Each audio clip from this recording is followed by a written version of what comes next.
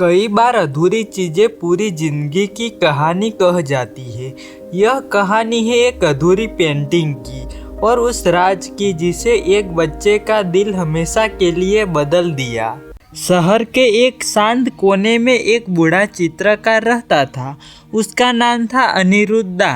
वह कम बोलता था लेकिन उसकी आंखों में गहरी कहानियां तैरती थी। उसके कमरे में एक दीवार पर सालों से एक पेंटिंग टंगी थी। अधूरी पेंटिंग। नीला आसमान बना था, अधूरी पहाड़ियाँ, एक लड़की की झलक, लेकिन चेहरा नहीं। गांव में हर कोई पूछता, दा ये पेंटिंग पूरी क्यों नहीं करते? अनिरुद्ध बस मुस्कुरा देता, कुछ कहानियाँ अधूरी ही अच्छी लगती है। 12 साल का आदित्य बचपन से ही दा के पास जाता था। उसे पेंटिंग देखना बहुत पसंद था।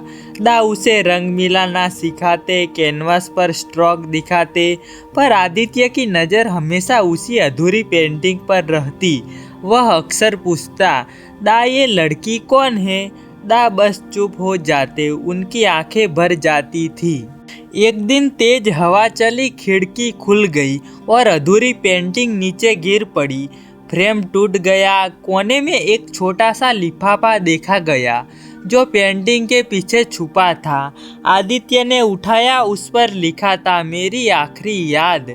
उसका दिल धड़कने लगा। दा ने लिफाफा देखा, उनके हाथ कांपने लगे, आंखें लाल हो गई। आदित्य बोला, दा अगर आप चाहे मैं पढ़ दूं? दा ने सिर हिला दिया। लिफाफे में एक चिट्ठी थी जो 25 साल पुरानी थी। उसमें लिखा था, प्रिय अनिरुद्ध, तुम्हारी हर कला में जान है, पर मेरी एक इच्छा है, क्या तुम मेरी एक पेंटिंग बनाओगी, मेरी मुस्कान वाली? चिट्ठी के नीचे नाम लिखा था, आन्या।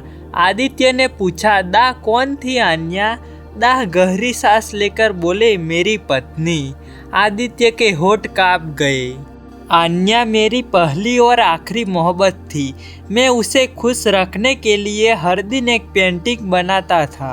वह कहती थी, अगर मेरी पेंटिंग तुम्हारे हाथों से बनेगी तो वह मेरी असली तस्वीर होगी। मैंने वादा किया था, लेकिन पेंटिंग पूरी होने से पहले वह बीमार से चली गई। दा की आवाज़ टूट गई। जब मैं उसका चेहरा बनाता था मेरे हाथ कांप जाते थे। वह जितनी खूबसूरत थी उतनी खूबसूरती मैं कभी कैनवास में नहीं उतार पाया, इसलिए पेंटिंग अधूरी रह गई। आदित्य ने दा के कांपते हाथ पकड़े। दा क्या मैं पूरी कर दूं? दा हैरान, तुम? आदित्य बोला, दा आपने मुझे सिखाया है और अगर यह आपकी अंतिम इच्छा है तो मैं इसे पूरा करूँगा। दा की आंखों में पानी भर आया। उन्होंने सिर हिला दिया। आदित्य ने कई पुराने फोटो देखे, अन्या की मुस्कान याद की और उस मुस्कान को पेंटिंग में उतारने की कोशिश की। घंटों बीत गई, दिन बीत गए। आखिरी एक शाम उसने कहा, दा आपकी पेंटिंग तैयार है। दा ने पेंटिंग देखी और पहली बार खुले दिल से रो पड़े। यही है मेरी आन्या। ऐसी ही मुस्कुराती थी वो। उन्होंने पेंटिंग को सीने से लगा लिया। दा अपने कमरे में शांति से बैठे थे। उनके चेहरे पर सुकून था। अधूरी पेंटिंग अब पूरी हो चुकी थी। अगली सुबह आदित्य गया और उसने देखा दा अपनी कुर्सी पर शांत बैठे थे, आंखें बंद, चेहरे पर मुस्कान, जैसे वह अपने जीवन की सबसे खूबसूरत कहानी पूरी करके सो गए हो। उनके हाथ में वही पेंटिंग थी। कुछ वादे समय से नहीं, दिल से पूरे होते हैं। कला सिर्फ रंगों की नहीं होती, यादों और मोहब्बत की भी होती है। अगर यह कहानी आपके दिल को छू गई हो तो वीडियो को लाइक करें।